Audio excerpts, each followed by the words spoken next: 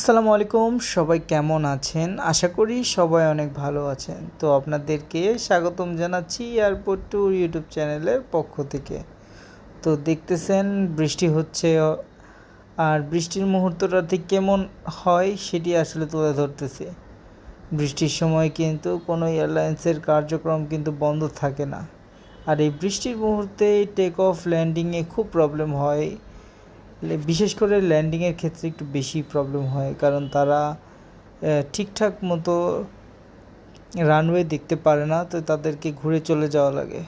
তো ইতিমধ্যে দেখে ফেলেছেন আশেপাশে বেশ কয়েকটি এয়ারলাইন্স তাদের নির্দিষ্ট বেতে দাঁড়িয়ে রয়েছে তাদের গন্তব্যস্থানে রওনা দেওয়ার জন্য।